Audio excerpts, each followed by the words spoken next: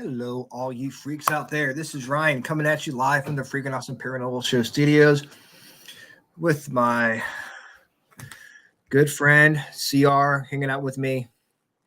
What is up, brother? Oh, nothing much. How about you? Oh, just living life as best I can. Oh, day by day. Yeah, well, that's the truth. We've got the folks from When Gods Collide on the show with us tonight, and they are hanging out. I can see they're outside. That's really cool. And you know what? It's really cool that they're actually joining us on National Hot Fudge Sunday Day. One So of I my know favorite it's treats. it is, it's a very special holiday. Like I should go out and get some ice cream or something. Oh, I just had some. You did? So you're celebrating. Yep. Nice. Well, I mean, not with hot fudge, but yeah. Well, when in Rome. Yeah. Well, you didn't know it was National Hot Fudge Sunday Day. Well, I mean, not saying National now. Hot Fudge Sunday Day seems kind of redundant. It's like Sunday Day. Right. There was also International Red Shoe Day. So don't have any red shoes. Neither do I.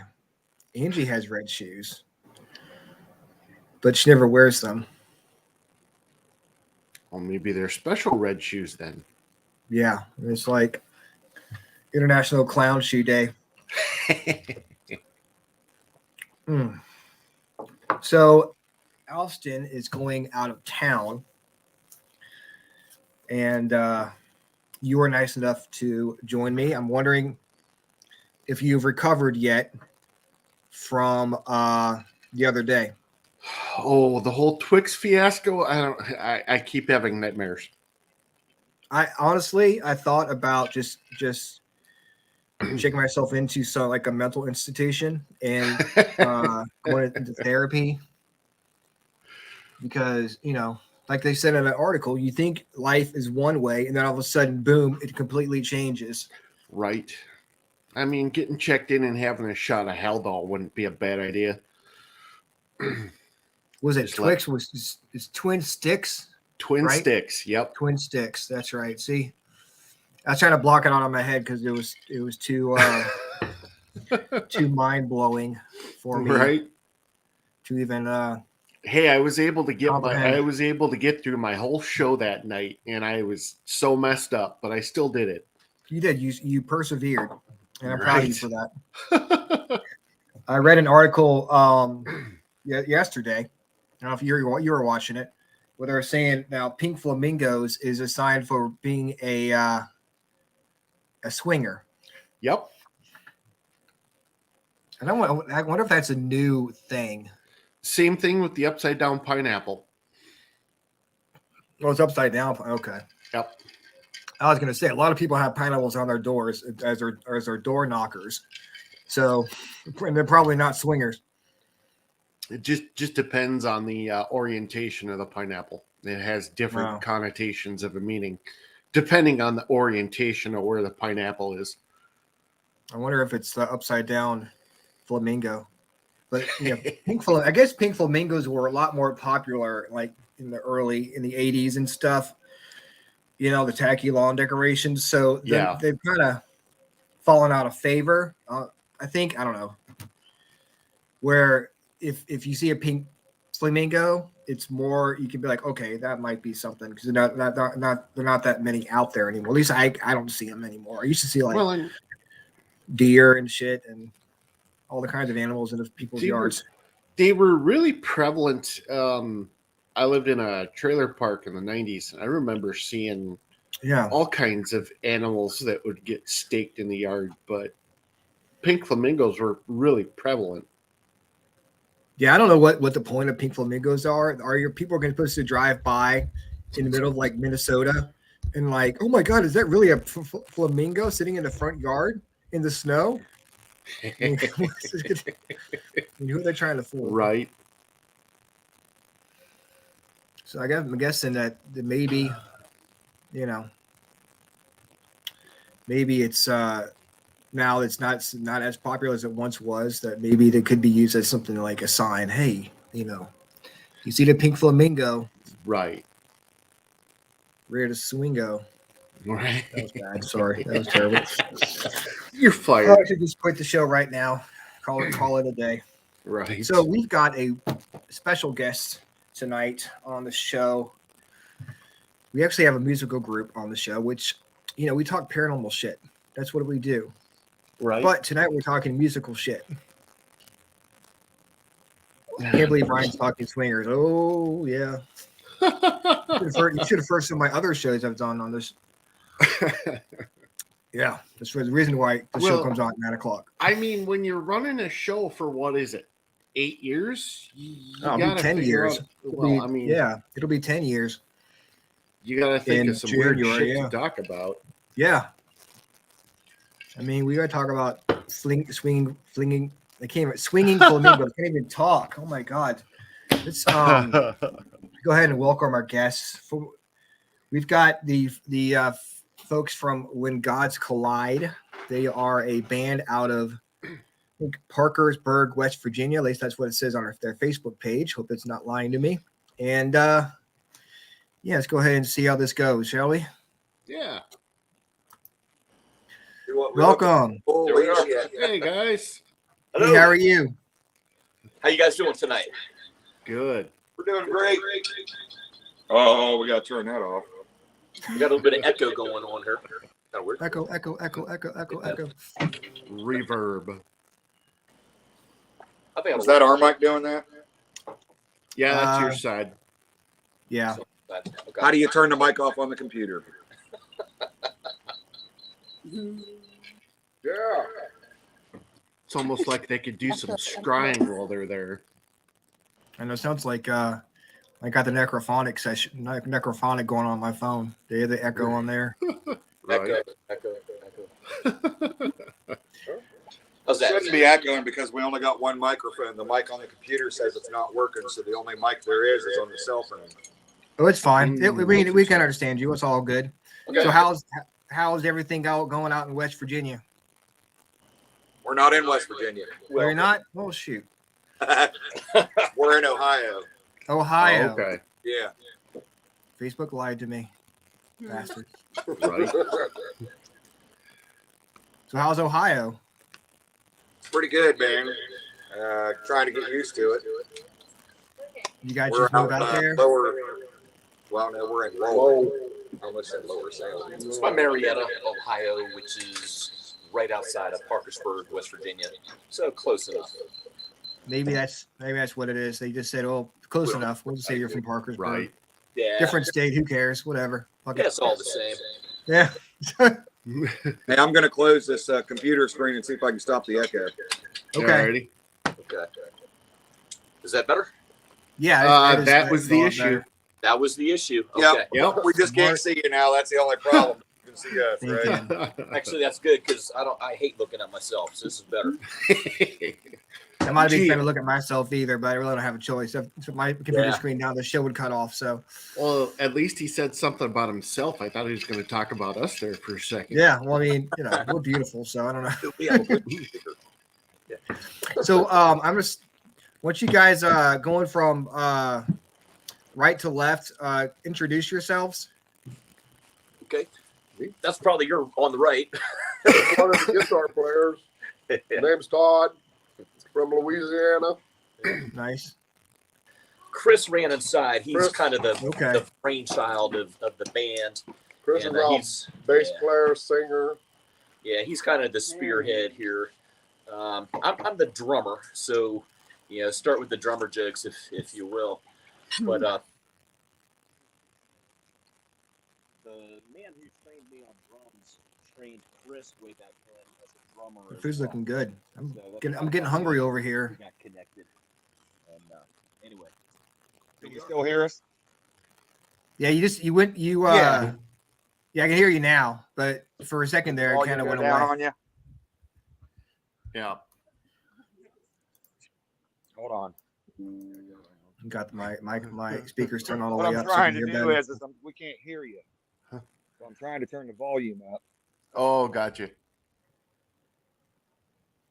Make sure How I'm about that? not Can you on hear us mute. good now? Yeah.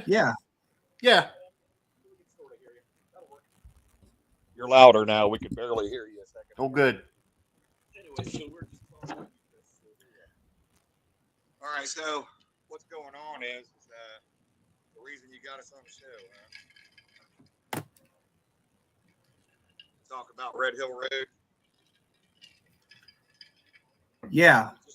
Is that do you want? We can talk about your music a little bit first if you want. Talk about how you got started and some of your musical influences.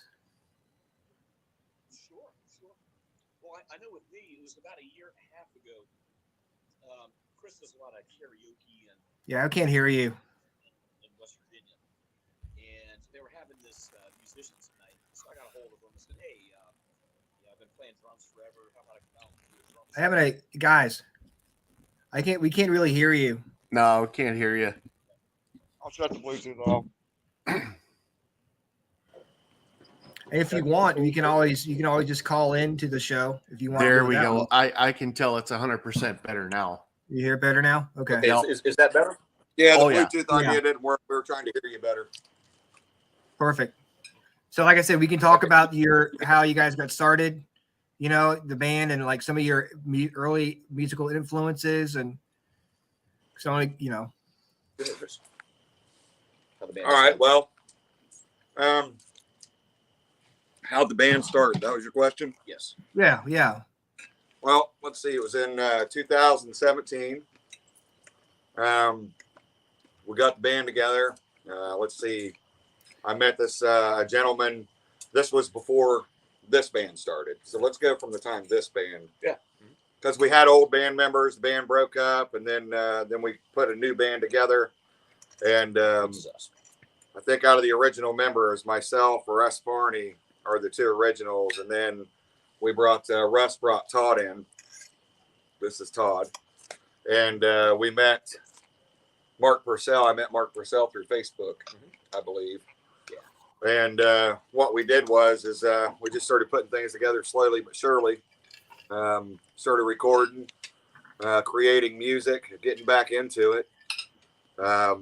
And then one thing led to another. You just keep adding on musicians, and eventually you end up with a band. Now, we still are looking for a bass player because I can't stand playing bass and singing at the same time. So I like to sing and not have to worry about playing an instrument. But When Gods Collide, man, the song name came from, or the band name came from one of my songs that I had. A long time ago, I created a song called When Gods Collide. And then one of the band members said one day, they were like, that sounds like a really good band name. So we made it the band name. So is that you singing on the White Witch? White Witch, I'm not going to say what it's about. But it's a good song, man. It's about whenever I was growing up. The title really throws you off, though. Because the title makes it sound like it's about some witch or something. I'll just say it. It's about my grandma. So when you pick our own switch and beat the shit out of us with old willow tree limbs and sticks and stuff. And the song was about she had. I went one day and I decided to pick a willow tree limb and be a smart butt. And she whipped it back like Indiana Jones and whipped the shit out of me with it. And I found out after that, don't ever pick a flimsy limb. Make sure it's a hard stick. Because grandma knows how to do a bullwhip. So, yeah, I had red stripes on that one for a long time. You can kind of hear it when Chris is actually singing the lyrics. You can hear the pain in his soul, as it's coming out. Yeah. But what it is back. Towards the end of the song, I figured out, she was actually right. It's you got to discipline your children, otherwise they're not going to listen. Yeah, I mean that's true. I think a lot of like back then a lot of the times it would come to that. Right. Man, my mom used the spatula on when I really pissed her off, or the whole mouthful of soap, I mean, knife to the fork on the knuckles at the dinner table. Oh, nope. That never happened to me, once. But I do remember, like I said, the spatula or like the mouthful of soap and stuff like that. But well, when you're in school, did you ever get the paddle? I never got the paddle. My mom would get the ruler. I think she went to school with I think it was Catholic school, and she said if anybody acted up, they get the ruler on the knuckles. Mm-hmm. Ow! Yeah. We got lucky one time. I was in there in line to get my butt whooped in the principal's office, and she happened to break the paddle over the kid in front of me, broke it over his butt, snapped it in two. That day. Oh my God! You should have. You dodged a bullet there. Holy shit. Dude, she was mean. So I graduated. I graduated high school in 2003, and I think it was my junior year. I forget what class I was in, but I was on the swim team, and we went to 2-a-day practices. So I started swim practice at like 5:30, 5:45 in the morning, and then had to be at class at 7. Well, my ass fell asleep in class, and the teacher had one of these metal or aluminum yardsticks with the metal insert on the side. Oh yeah, right across the knuckles with that metal, and you can't do that nowadays. He actually got fired over that. But I never fell asleep in class again. Lesson learned. And the chlorine gets in those cuts, right? Right. Swim fast. We had this 5th grade teacher, man. They had these twins, and they were always acting up in class. And one day she got mad at him. She didn't realize she shoved him up against the wall real hard. You could hear him screaming bloody murder. She didn't realize his hands were on the edge of the desk when it hit the wall. Oh, broke his fingers all across, on both hands. And she never did get in trouble for that one. Wow. She got away with it. Wow. Yeah, old Queens did that too. We had a guy fall asleep in class one day back in high school, and the teacher was like told us to be really quiet. We snuck out the classroom. We turned the lights off, and the guy ended up waking up like an hour later. The janitor came in to clean the floors. I got to call my mom to pick me up because I missed the bus. We did that. We snuck out, and before the teacher went out the door, he set the clocks to like 3:30, 4 o'clock. And then he slammed the doors. We got out, and this kid came out the door at like Mach 4. That's funny. Hey, gentlemen, I'm laughing extra hard. I'm actually a high school math teacher and a metal drummer. So it's, I guess they're totally juxtaposed. But just hearing all the stories, I've got a bunch of stories on my own from the teacher end. And it's just a lot of fun. Being with the That's kids. A whole other show. Yeah. We can do crazy teacher stories and have you back on. So how would you? If you asked her a cuss word, she just blurted it out, tell you exactly what it was. What's puto mean? She just spit it right out. She didn't care. So how would you describe your music? How would we describe it? I'll let you all describe that one. Okay. It's definitely definitely like my background as a drummer. I'm very classic rock. Neil Peart from Rush. Mike Portnoy from Dream Theater. Those are my big influences. So, and like 80s music, Duran Duran, for instance. So I've basically listened to that stuff my whole life, and not a lot of metal. Metallica, a couple other bands. So I'm more new to the metal side, and what I'm finding when we're playing the metal music, a lot of the stuff I know, like Danny Carey from Tool, I can use those influences into our genre. I guess you want to call it horror rock, like HORROR. Horror rock is what we're doing. We're basically making up a new genre. Yeah. So it's Yeah, intense, I guess, is probably the best word. Melodic. I don't know. How, you guys just, I'm the drummer. You guys describe the music. I just give the beat. He was a songwriter, so he should. Yeah. I wouldn't say Russ is the one that writes the songs, the music. Well, yeah, the music, but you write the words. I mean, Well, I mean, okay, so basically what we do is they come up with riffs, and we'll play something live.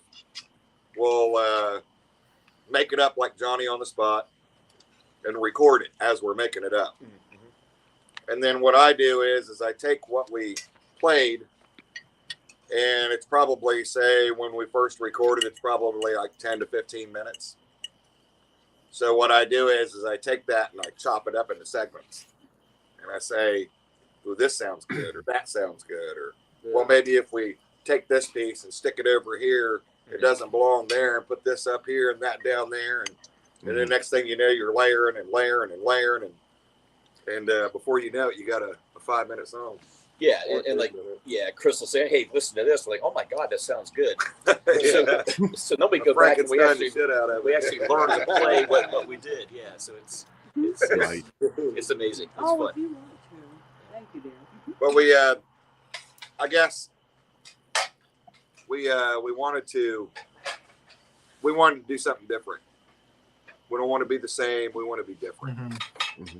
And I think the only way to actually make it these days is to try to stand out. Because if you sound like someone else, they're just going to say, "Hey, you sound like so-and-so." Well, that's the music. Right. You don't want to be cookie cutter.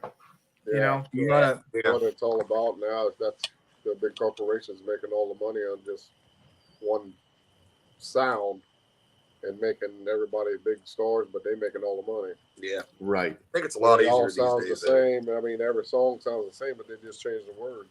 I think it's easier to make it music these days because there's so many. You don't actually have to have a record label to make it. Right. Yeah, you can use SoundCloud. You can use YouTube. So it's kind of the way it was with what we do in the paranormal. There are so many paranormal shows out there. Right. Mm-hmm. Teams that go on YouTube and they start filming stuff, and you've really got, like you said, you got to do something different. You got to stand out because it's basically just watching the same thing over and over again. Right. Well, and that's the same thing with what we do in podcasting too. Is there's so many different, and that's why I do my show without really any genre to it. Yeah. What I was thinking about a goal is to be the first band, or it's a B. Maybe be the first promoter or something to start live music at the Comic-Cons. Oh, that'd be fun. Yeah. Like Paranormal Comic-Con. Yeah, that'd be cool. To have live bands there at the Paranormal with maybe a horror or scary theme. Everybody would have to have a theme that way. Like I'll dress up as a math teacher. That'll scare the shit out of everybody. Yeah, I would. So, do you guys listen to like? Equations out as I'm playing. So there's going to be a pop quiz or some shit. Yeah. Passing out quizzes. Yeah. There'll be a test. Got your red marker. Everybody run. Oh, God. It'll be a Jeopardy theme band. E equals MC squared. Yeah. So you say horror. I gotta say it the right way. So horror it'll be a whole different show. About the other kind of rock. The horror rock. Do you listen to a lot of like Gwar and bands like that? Do you get a lot of influence from them? I remember Gwar. That was they're still playing. Yeah, they're still. I think they lost your guys' influences? Who was your metal influence? Yeah, who's your guys' metal influences? Oh, I got so many. Black and Lawless. Black and Lawless. Yeah, he was a bass player. Well, we need him. What's some other ones? Oh, I had like Ted Nugent when I first started playing guitar, and then Steve Ray Vaughan, and then get into the metal party was like Warren from Brat, and then Rat, just a bunch of guitar players. Who's now it's John Petrucci. John Petrucci is my favorite one now. Oh, from Dream Theater. Yeah, those guys, bunch of virtuosos. Like, I had to cut myself off the music so I could stop sounding like other people. One year, I don't know, so many years ago, I just decided, I like all the greats, Pink Floyd, and listen to all the kinds of classic rock. And yes, when it comes to metal, the Faceless and Chimera. There's a Iron Maiden when I was growing up. AC/DC. I don't know if you could call Metallica. them Alice in Chains. Allison, that's grunge. Allison Chains. That's grunge. Yeah, that's good. Yeah. Soundgarden. Oh, that's another good one. Yeah. So, a lot of Queen's eclectic Right. influences. Queen's Right. Stone Temple Pilots. Stone Temple Pilots. Yeah. Queen's Right. Queensryche was a good one. Oh, Funny you mentioned Alice in Chains. I was actually just listening to them before the show. Yeah. yeah. What tune were you listening to? Man in the Box. Oh Man in the yeah, Box. great Man in the tune. Box. Yep. Yeah. That's another good one. Yeah. I had Gardens of Eden by Guns N' Roses playing right before the show started, and that's a really good song. A lot of good lyrics to that song. Yeah. He just started playing bass. Yeah. He does it all. That's funny. That's another funny story. I started out playing drums when we first started.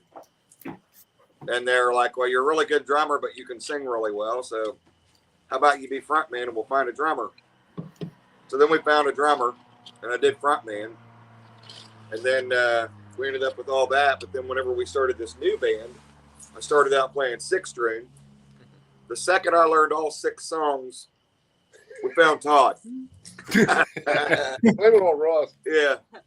So we learn all 6 songs. Todd comes in, and then they're like, "Hey, man, we need a bass player." Okay. So we It's like I got a to bass play on the wall. bass. Well, you know how to play guitar, so it's kind of close. You So got then four strings. So now I'm bass player, but we are looking for a bass player. Yeah. I don't like playing bass. You like playing it. I like playing it, but it's hard to play and So, sing that's when you're learning how to play the bass. Yeah. It's a bit different when you've been playing the guitar for 15, 20 years. Yeah. Rush makes it look so easy. I can relate to that. When I was in high school, my buddies and I started a band. We didn't get far, but I was learning bass, and learning bass and singing at the same time is that whole rub your head, pat your belly thing. Uh-huh. Yeah. It's like learning to walk all over again. Yeah. Right? So how rough is it on your vocal cords when you because I think White Witch is a lot of very loud, like a lot of yelling? Is it yelling or what is it? What do you call it? How does it translate? I call it graw. Remember I told you I stopped listening to everybody for a long time because I had to find myself. And I was messing around one day doing a whole bunch of different voices, and that one came out. And when that voice came out, it just kind of stuck. And it's a natural growl that comes out of the throat, so it doesn't hurt the vocals at all. It doesn't. You can still do highs, mids, and all that. Mm-hmm. So it's just a scratchy growl that comes out, I guess. Okay, so you're okay after the show. You're not like I can't talk anymore. It's fine. Well, I wouldn't say that. When we're getting ready to do it again, we're going to go do another battle of the bands, and hopefully we'll win this one too. But when we did battle of the bands up in Dayton, I lost my voice. I went all out. Some people said I scared.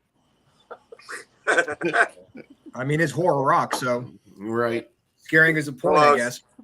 I was doing some fun things, and I wasn't right in my head. And you gotta make it count. No one taking. I'll just come out and say it. I don't give a shit. Nope. Now, the night of Battle of the Bands, I ran into someone that had some shrooms. Oh, that's always a good combination. And he says, he goes, man, do you take these? I was like, no, I'm done acid in my day. He goes, oh, then you need to eat a whole eighth. You can't just eat a little bit. So I ate the whole damn thing. That's what happened to you. I went into character. Russ's wife said I looked like I was going to kill people. Holy shit. You were there? Yeah, into character. So How would you describe that first night? time I've ever done that and sang live. Say it again. So how would you describe that night from your point of view after you did the shrooms and you're up there singing? What were you singing? You're when you're up there, you were For like, some reason, I don't know why, but I didn't mess up on the lyrics not one time. They were just in my subconscious, I guess. And I remember going into character and running all over the place, running through the crowd, getting everybody into it and having fun. And it was a big adrenaline rush. Well, hey, at least you didn't pull an Ozzy Osbourne and jump up and bite down a bat in and half. yelling was kind of cool. when you on stage, do you actually go into character when you're playing, or character because you're an actor on stage? Mm-hmm. Definitely. And it's I've caught myself doing it when I'm playing the bass too. I'll just be making crazy faces and stuff, staring at the wall. I think Todd looked over at me one day. He's like, "What the hell are you doing?" Having a seizure.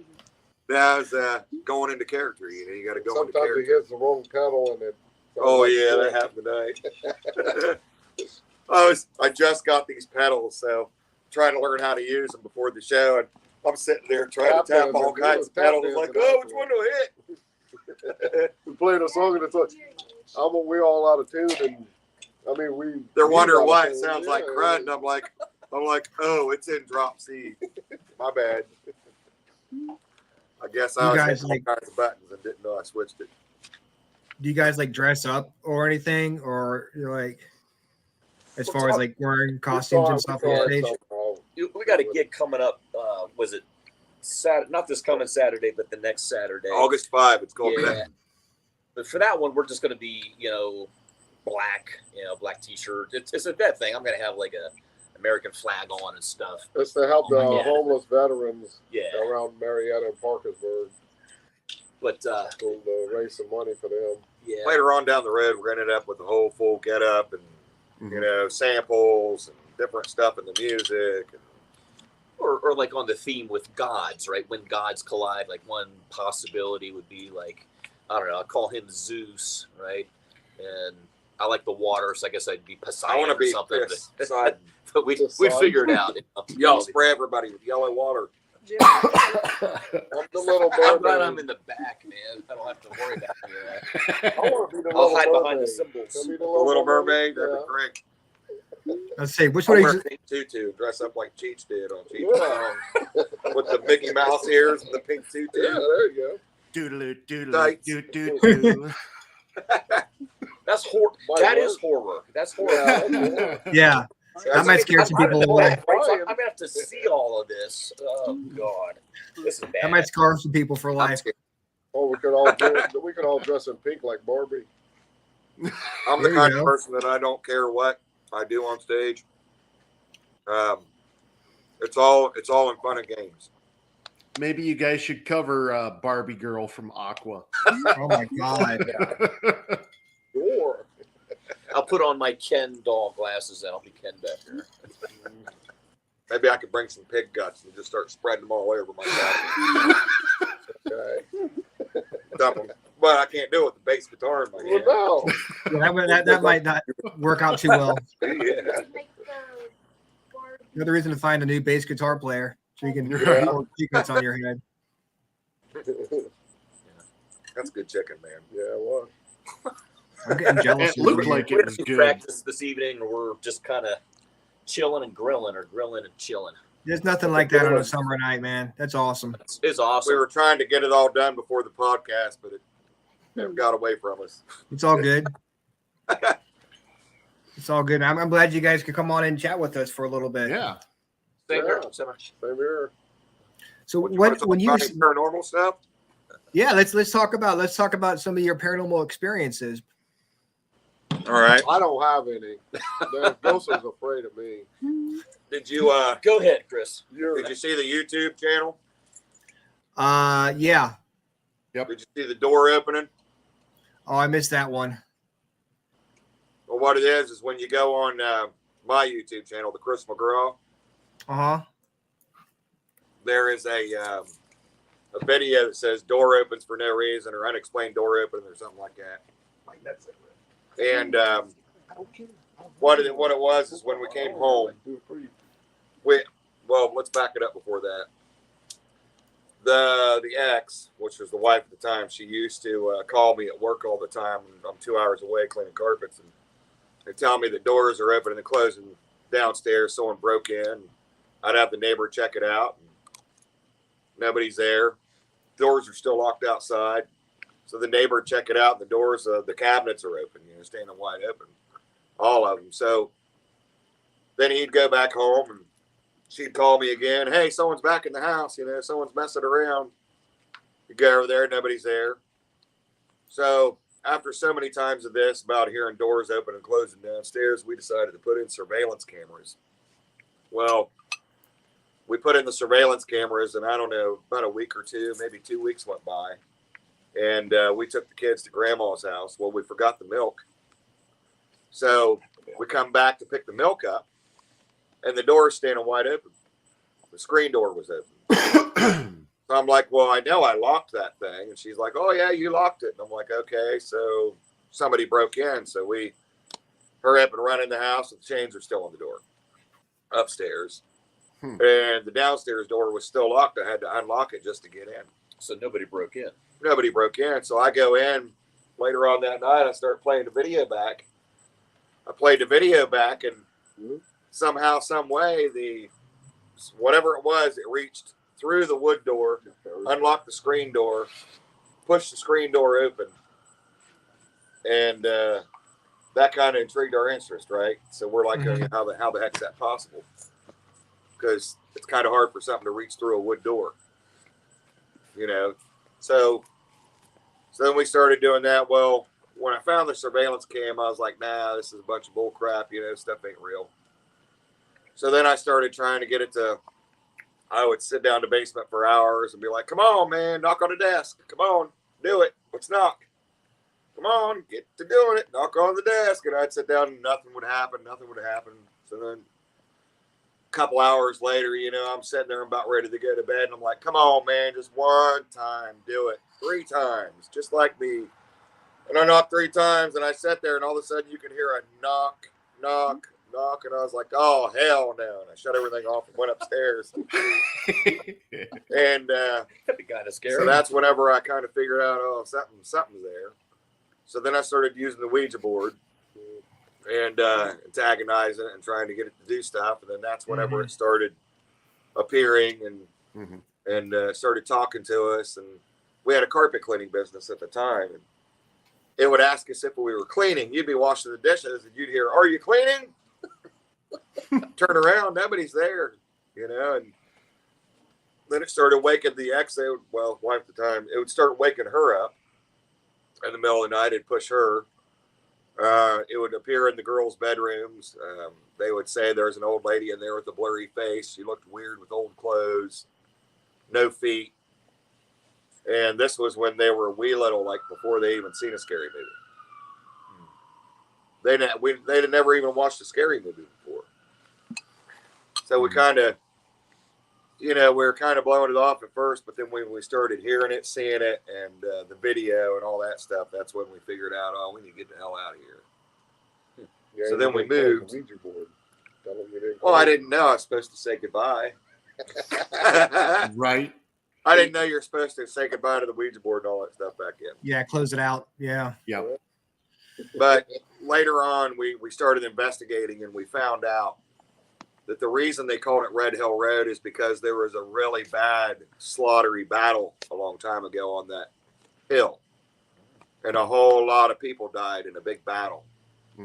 So that explained why when you were mowing the lawn, you could see someone walk around the corner and you get off the tractor and there's nobody there. You go back to mowing and see someone else walk around the corner and get off and go, look, nobody there.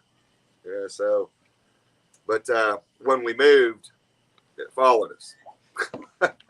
We thought moving would solve the problem, but it didn't.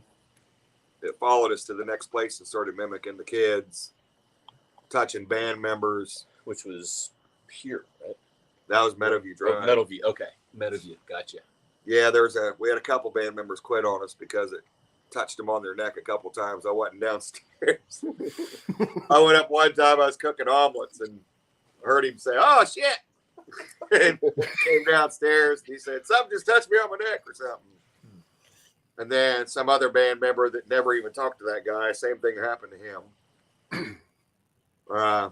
Let's see, that was John McCarty. Was the first guy that happened to. Second guy was Adam, the bass player. I think that's one of the reasons he won't come back.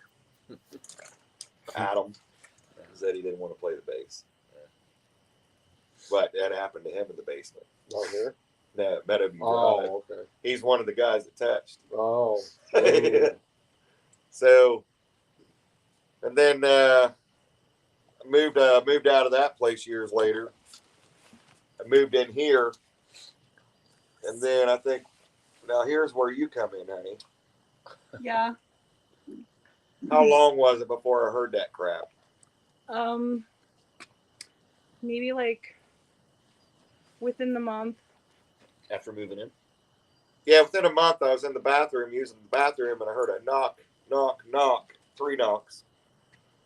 And I'm like, hurry up, and I run up to the front door, and I'm like, okay, who's there?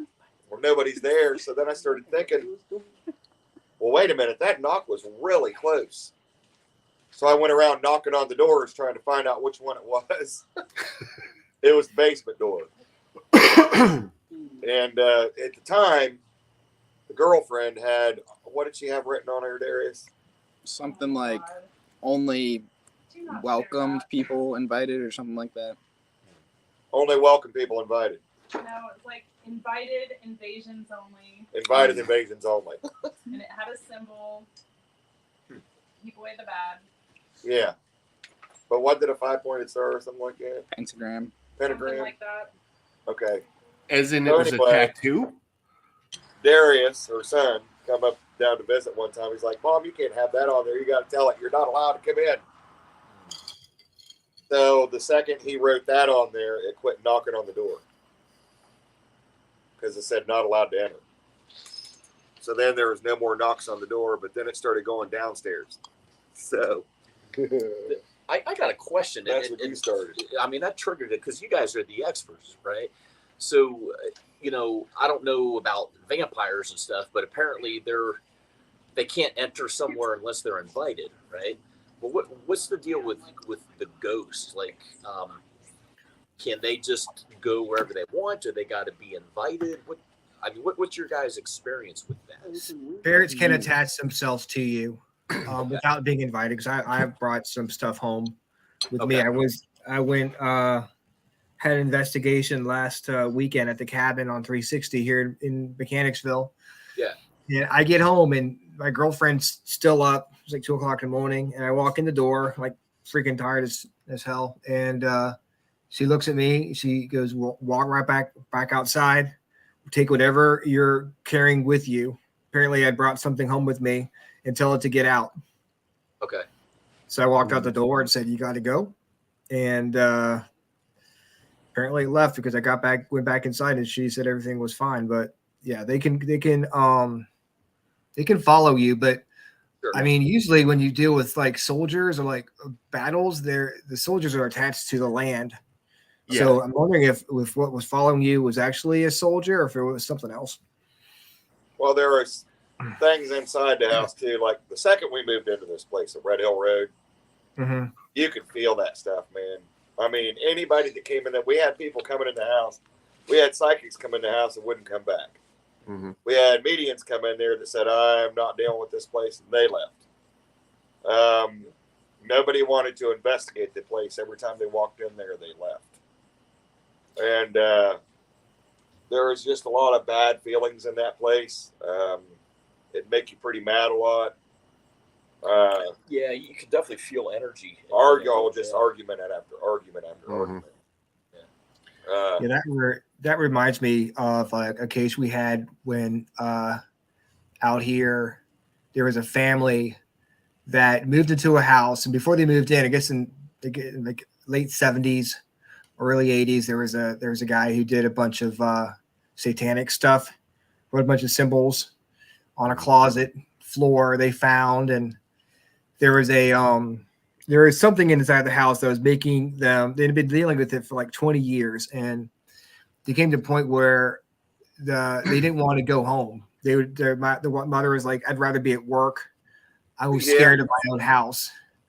And we were doing it was with my friend Dennis, and he's ordained in like several different religions. He knows how to clean out houses and stuff like that. And we were doing an interview with the couple, and it was the guy, his wife, and their dog, and nobody else but Dennis and I. The dog starts barking. He was like, Sadie, be quiet, or something like that. And a voice havoc on my computer, EVP, a voice of a young man saying, shut up, old man, clear as day. And it wasn't any of us. Yeah.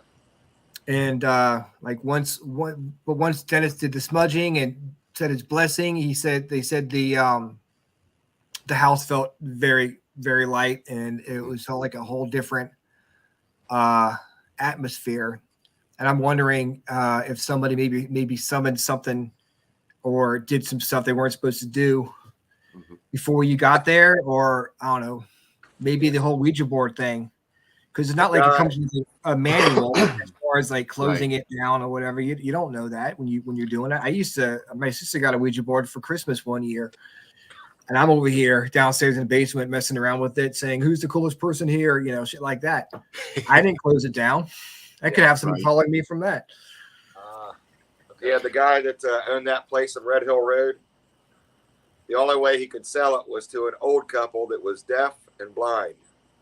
It doesn't matter to them. Anything can happen over here. As long as they don't push him. Whoever, Eve told me to call this guy and talk to him about the stuff that was in the basement, because me and the girlfriend were arguing a lot, and she could sense it real bad. And it was just bugging the shit out of her every day. So he told me to say, you need to leave. It's time to go. Time to go bye-bye. See you later.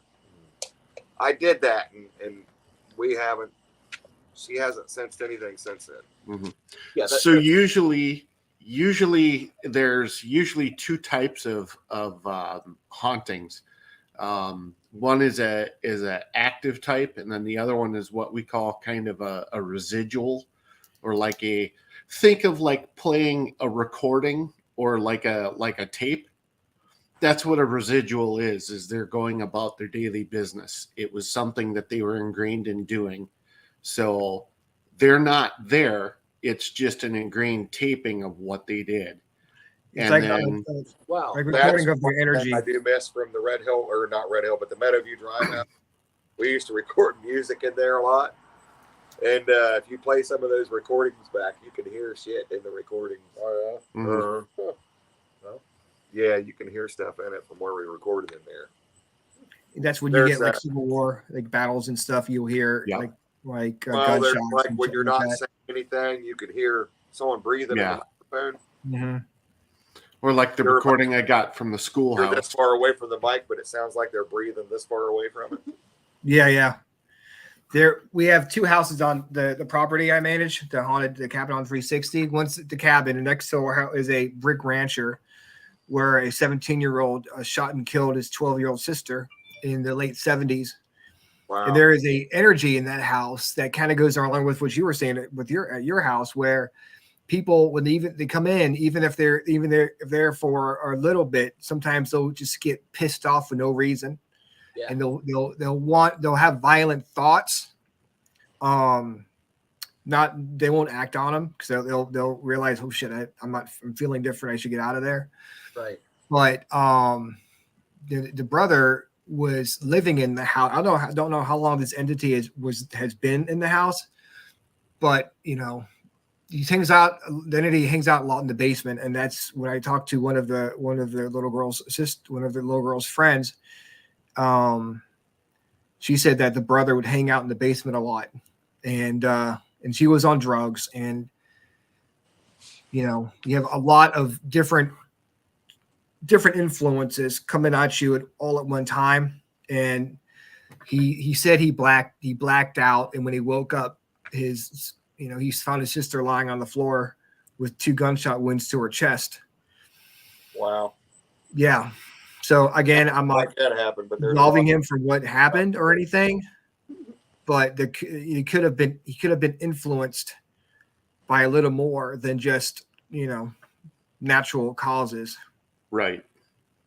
That was one of the things I had happen, but it wasn't that. But it was when I'd hang out in the basement and write lyrics. You kind of black out when you were writing them, and then when you come to, you had a really good song.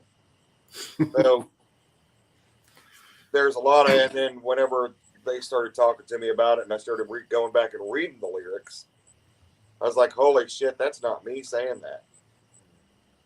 So something else was saying that. But it was like It All Went Black was one of our written songs. Like that. My Delirium was written like that. The good ones, man. I mean, the good ones that had really good lyrics. Mm-hmm. The best ones are the ones that I wrote when I was by myself in that basement. So, but she had Alexis. I'd like to mimic her. I want to introduce her. This is my daughter, Alexis. Hey. Hi, Alexis. Hey, McGraw. Hi, Alexis. Yeah, I came home from work. It happened on a couple occasions, but one night I come home from work, and I yelled at Alexis because she was still awake, and it's like, I don't know, 1 or 2. It was late. I can't remember how late it was, but I came home and I'm like, Alexis, you need to be in bed. And all of a sudden I heard, and she ran behind the couch, and she used to run back here and hide and play games. Well, I heard someone yell, Alexis isn't here. She's at her friend's house, Addie. And I'm like, what? So I went and I looked behind the couch, and sure enough, she wasn't there. And you don't know who shouted. It mimicked her a couple other times because it would, you could look right at it. It wasn't out the corner of your eye. It wasn't seeing something just briefly. You could look at it and follow it with your eyes and watch where it was going, and it would run behind the couch and disappear. So then after it stopped mimicking her, it started mimicking my oldest daughter, Brianna. And it would peek around the corner of the kitchen. Well, I thought I was crazy there for a minute. And then one night, the ex is sitting there, and she says, what the hell was that? Like, what? She's like, someone's in the kitchen. Go get it. I'm like, nah, probably not. She's like, what are you talking about? Someone's in there. Someone's in our house. And I'm like, nah. I was like, did it kind of, when you looked over, did its head kind of go like this around the corner? She's like, yeah, that's exactly what it did. It's like, well, at least I know I'm not crazy now. I thought I was seeing shit. So she started seeing it too. And that's when I was like, oh, shit, it followed us. Always good to have verification. Yeah, because I don't know, you just sometimes you think you're just getting spooked, or you're not seeing stuff. It really sucks when you see something, but other people can't see it. Yeah. So then you look like the crazy one. At least, like you said, at least both of you are crazy, not just you. Yeah. Well, and it's nice to have a person there for validation. Like I've known in my experience, it was a fellow reenactor that was there with me, and something happened to me, and I looked at him, and he was just as wide-eyed, and we're like, okay, you just saw the same shit I saw, so we're not crazy. When you get it on camera, though, it's a whole different story. Mm-hmm. Right. That's awesome. That's when you play it back, and you're like, holy shit, I'm not nuts. This stuff is real. Yeah, when you can watch it, or you can hear the voices that weren't there when you were, having a conversation. When you hear voices, you think, well, I'm just hearing shit. Yeah, I have an instance where I was I worked at a historical site, and I was doing some EVP in an old one-room schoolhouse, and we had kids on site because we were doing a school tour, but they were on the other side of the grounds. And I was just in there closing up, and I was recording, a little EVP session. And I got home and I listened to it. I'm like, I think I'm losing my mind. We've got kids in there. I can explain it away.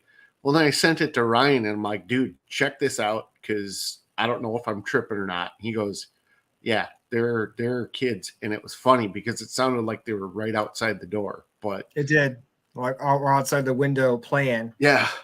But again, but that would be an example of a residual haunting. Yep. The energy of the children that Your experiences. I don't have none. through the years. No. No, it's amazing. They I'm scared going of to me. add on to that, guys. So you guys actually got in touch with my girlfriend Eve, and Eve's the one that said, "Hey, let's have the band talk." Just real quick, Chris's old house. I guess that ghost followed him here. Eve came to one of our practices. Yeah. So she came to one of our practices, and at the end of the practice, she said, "Chris, do you know that there's an entity here?" And you said, yeah, there is. And then Eve was telling me, this cracked me up, that the ghost, the entity, was kind of jamming to our music. Mm-hmm. And I mean, I mean, she's my girlfriend. I totally believe her. And she said she also felt it was very, I'm going to make something funny here. She said she felt it was very cool. Like the air got really cool. Mm-hmm. So I said, look, it's so hot playing the drums. Send the ghost back towards me. He's going to lower the temperature down. It hasn't happened yet, but be nice if it worked like that. You know, it was actually kind of neat. You know, so this spirit, however old it is just kind of jamming to our music as we're playing. I thought that was kind of neat. Yeah. When we play music or do anything with music, it kind of gets a little bit more active.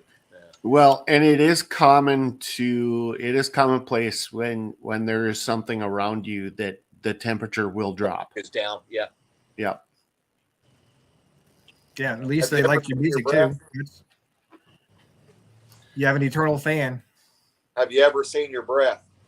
No, but I've gone through cold spots. I've seen it once. Have you? Yeah, I've seen that happen once. Yep. Wow. When I was in the basement in Red Hill Road, it got real cold one time, and I could see my breath. But I thought maybe that it was a cold basement, and the heater sucked in that house. But it didn't happen to anybody else. Down there one night, you could see like when it's cold outside, you can see your breath. Well, and another thing you'll get is battery drain in equipment. Yeah. Mm-hmm. Ooh, speaking of that, okay, so that's a good one. We on the Grawl side, my character's Grawl, right? Mm-hmm. So I do this rap stuff. I used to do the rap stuff on the side. I did it as a joke in the beginning, and then people liked it and asked me to write more. So we decided to go shoot a video in the old St. Joe building up here in Parkersburg, West Virginia.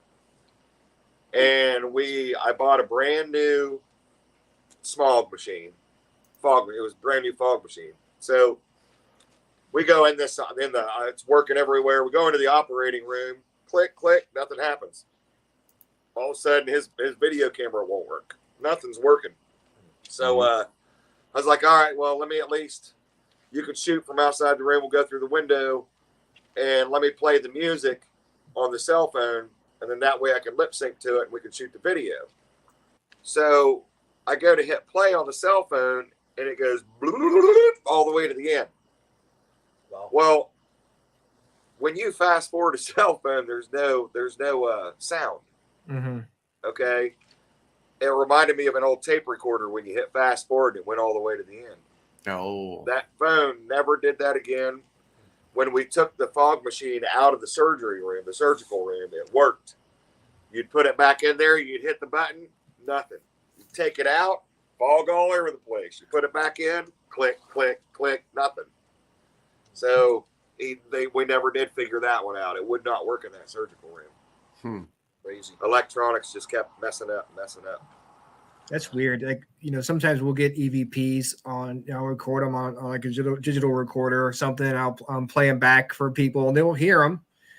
And I'll get back home and I'll go to get off the phone and on the recorder onto the computer and it won't be there anymore. Mm-hmm. I'll play it back even on the recorder. I'll play it back and it's not there. So they can really mess with your equipment. Video is they had me lay inside where they used to put the dead bodies on the table in the morgue and shove them in the cooler. Well, they had me lay on that daggone table and push me in the cooler and shut the door. And then, I mean, there's still blood. You can see blood on the table and shit where they didn't even have it cleaned all the way. But what was weird was is before they stuck me in there, the janitor was messing with us, and he put a cardboard pop-up inside the damn thing. So when I walked in, there was someone standing there. It was like, oh, shit. And he's like, oh, I got you. But then they stuck me on the table, went and shut the door, man. I thought that was pretty freaky because you're sitting there on the damn morgue table in the dark by yourself. I sense another song coming on.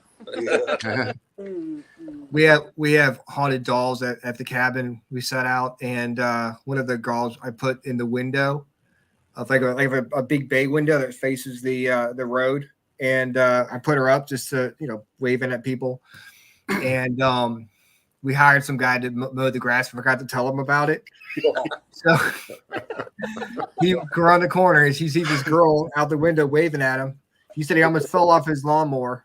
It scared the shit out of me. Yeah. Oh yeah. So it's been an hour, and I know you guys want to hang out and finish your barbecue or whatever. So I want to give you a chance to talk about where people can find you and when your next gig is, and stuff like that. All right, we got a gig on August 5. It's the Bet Fest. It's going to be in Marietta, Ohio, around Gators Pub. It's actually around 100 2nd Street. It's the 100 block of 2nd Street in Marietta, Ohio. They're going to seal off an entire block, from what I heard, and put in a main stage. Yeah, that's the only one we have booked so far, and the reason why is because this time around, we don't want to just play in a whole bunch of bars. We've already done this. Every one of us has already played in a whole slew of bars. I hate playing bars. Yeah. We don't need to be doing that. So we're only going to do the ones that count, which is Battle of the Bands or opening up for, it'd be nice to go open up for Dave Mustaine and them again for the. That was, yeah, it was. It was Altitudes and Attitudes. Yeah. Was the name of the band. Old guys from Megadeth. Yeah, it was just a bass player. Bass player, Dave Mustaine. They said he was in it. No. There was one from Anthrax, bass player for Megadeth. Yeah. And the guitar player used to play with Guns N' Roses. But it'd be nice to just open up for the bigger shows and not mess with the little stuff anymore. Well, and that's where you can get your name out there too. Yeah. Yeah. Well, there's without divulging, there's a record company that knows of us and is wanting a demo. So we're working on getting that together. Actually, it's the promoter that wanted the demo, and the promoter said he's going to give it to them because they were the ones that picked us to win the Battle of the Bands last time, and they like the sound of the music. Yeah, so everything's what we're going to do is we're just going to try to bypass the Battle of the Bands and send in that demo and try to get that to them. You also have Linktree. Yeah, what's that? Linktree. Yeah, we started the Linktree. We're on YouTube, Facebook, Twitter, TikTok. I haven't started an Instagram yet. We're getting ready to start one of those. So it's easy. It's easy to find us on the internet. And then here soon you'll be able to go see some other shows, but we're going to make sure that the shows count. We don't want to do a whole bunch of. You come out to Virginia, near the Richmond area. Let me know. I'll come see you guys. That'd be great. That'd be awesome. Same thing. If you guys come up to Minnesota, let me know. Minnesota. Yeah, we'll do it the same day. Minnesota. I could probably see Richmond, Virginia. That's bullshit. Yeah. So I got a message from Minnesota. We got a message from Cynthia AG that said, "Hey Chris, don't forget the room in that Red Hill house basement that was kept closed. It had work benches and hooks hanging from the walls and rafters. The presence was really strong and bad." And that's the Red Hill Road. Yeah, there was a room that was kept closed in the basement. Oh, That was your mother that made that that's comment. the one where we caught the orbs. I never told you about that. We had surveillance cameras inside the room, and it picked up some orbs that we thought were dust particles, but later on we found out dust particles don't glow when they're 20 foot away from the camera. They only glow when they're this far from the camera. So yeah, that was that old room is where it was bad. We had we caught an orb at an IR camera facing out the window, and there was an orb that flew through a closed window. Saw that video. Hit towards the camera. So I mean, a lot of people dismiss orbs, but like you said, sometimes if you get the right one, man, that's awesome. Mm-hmm. Yeah. By the way, I was going to send a shout out to Cynthia AG. That's my mom. I was going to say hi. Okay. Hey, Cynthia. Well, guys, I appreciate you coming on the show and chatting with us tonight. It was great learning about your music and hearing your stories. That was a lot of fun, man. I appreciate it. I'm going to give a shout out to Deborah. Deborah. That's my girlfriend. Give a shout out to Eve, too, while we're here. Better give a shout out to your women. I already did. I got a bunch of women shout out now. Shout out to my wife, Shelly. Shout out. Don't cut you out. Hi, Breezy. Hi, Aaron. Well, again, guys, I appreciate you guys so much. Hey, we appreciate you having us on the show, man. It was nice talking to you. Great You talking too, to man. you guys. All right, take care. And I'll try to get the word. I'll get the word out about you guys too. And you get, like you said, you guys come around here. I'll definitely come see you. Do me a favor. Yes, sir. See if you can go to that place in Red Hill Road and get permission from that old couple to go in there and check it out. So far, I'll see what I can do. Do it. I'll see what I can do, man. It sounds like a really interesting place. I'd love to check out. It'll scare the shit out of you. I mean, I'm nothing wrong with that. I'd All right, guys. put money bet on it. You stay there overnight, you're gonna hear some stuff, man. Well, I mean, I said I've got two haunted houses I deal with, and 7.2 acres of haunted woods. So I've heard shit. I've heard, I've seen Address everything is you can see. 562 Red Hill Road. I will definitely look it up, man. Yeah, and David Pickrell is the guy that used to own it. He lives down behind it. Okay. Well, then if I'm over out there, I'll definitely go check it out. Oh, I still got his number if you want to give him a call.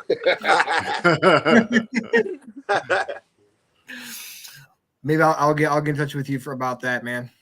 All right, man. All right, you guys take care. Have a good one. Thanks. Yep. Bye. Bye. Later. Well, that was fun. Yeah, that was a good group of people. It was different, talking about music and stuff. And I was like, I wasn't sure if we could do a whole show talking about paranormal stuff with them. Wish we probably could have, now that I think about it. Because we could have. But they're not. If they're not in, I figure if they're not really into the paranormal, that maybe it would be tough to go down that route. Right. Yeah. I'm glad we got to talk about their music and hear their stories and stuff. I'm glad they got the speaker thing figured out. Right. So I appreciate you coming on. Yeah, no problem. I mean, I guess I could have done it by myself, but it's a lot easier when you have another person, especially when you're doing something like this where it's new, Yeah. So I appreciate you. And no problem. If you ever want to come on the supernatural news shows I'm trying to do during the day when there's nobody here. Oh, definitely. I'm usually home doing nothing, so maybe I'll do one tomorrow, and I'll send you the link. Yeah. If you want to come on. Yeah, we can do that. Doing just weird news, Right. When it's fun, just kind of shooting the shit. Yeah. For an hour or so, So, anyways, I hope they had fun. I think it seems like they did. It seems like they had a good time. Yeah, I think they did. And what do you have coming up here? So this Friday we have we're gonna have my dad on. Dan Zarn goes by Doc Z. We're gonna have Doc Z back on, and we're gonna be talking about what it's like to be a park ranger in the United States Forest Service. Oh, fun. And then Saturday with the Steel Rails podcast about trains. We were going to do it last Saturday, but I think we're going to do it this Saturday. My buddies Bailey and Lucas and I are going to be talking about our favorite type of diesel locomotive. What is your favorite type of diesel locomotive? So mine is made by a company called EMD. They were a branch of General Motors, electromotive division, and it's called a SD80 Mac. This one was built specifically for the Conrail company. And the interesting thing about it is it was one single unit. It was 5,000 horsepower. I guess you got to have a lot of horsepower to pull all those cars behind you. Well, yeah, it depends on the situation you're going to be in and all that. And a lot of these companies, a lot of these manufacturer companies, tailor-made locomotives for certain companies. Like there's Union Pacific usually only deals with one of the makers. But there's a lot of companies out there that are called fallen flags that don't exist anymore. Like Conrail is now part of CSX. So there were a lot of mergers in the 70s and 80s and 90s of these different companies that decided to conglomerate and move into one. Yeah. I guess that happens with a lot. I guess if the smaller companies get eaten up by the bigger ones. Right. We had was it CNO, like Chesapeake in Ohio, I guess. Yep. Is that still around? CNO is part of CSX now. Yep. Okay. I got you. So you should do a show on ghost trains. Actually, funny you mention it. My mom, my co-host Adrian, sent me a it was a YouTube video about a train in the Italy in like 1900s, where it was a brand new track that they had put down through a 1.5-mile tunnel through this mountain. First train that went through it was a passenger train. The train went into the tunnel and never appeared. And the funny thing about it, so like train went into the tunnel and the whole train disappeared with like a couple hundred people on it. But then certain times during history, people would see this train reappearing in different spots.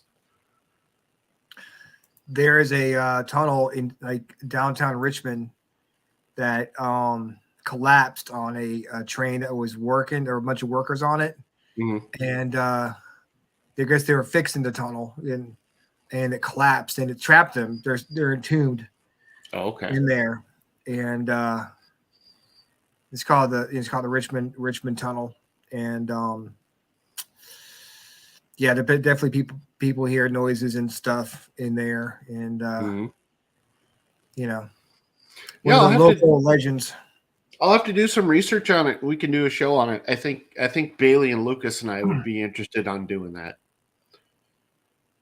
I mean, I don't know much about it. Like I said, as far as like, I know the story about it, but that's pretty much all I know. But yeah, I think that'd be a fun show because ghost trains, like the lore of railroad tracks and the paranormal, right? It's definitely very prevalent. So, all right, man, I appreciate you coming on the show. Yeah, sounds good. I'll send you a message tomorrow if I decide to do Supernatural News. Okay. Either be today or tomorrow, or tomorrow or Thursday. Okay. That I do it. I might do it Thursday just to give it some space. Right. But maybe I'll get the urge to do something tomorrow. Yeah, sounds good. You never know. It's completely random. It's like, oh, well, I feel like doing it, whatever. Right. So, anyways, I appreciate it. Thank you so much. Yeah, no problem. Yeah. We've got Dana Marie Vilmer. She's a spiritual practitioner coming on the show next week. And if Austin and is not around, maybe I'll call you to come back on with us. Yeah, no problem. All right, man. I'd be glad to. I will talk to you later. Have a good night. Yeah, you too, brother. We'll see you around. I appreciate it. Have a good night. Yep. Bye. All right, guys. Thank you so much for watching. I appreciate it. And again, like I said, next week we've got Dana Marie Volmer coming on the show. Same freaking awesome time, same freaking awesome channel. Have a good one. Bye.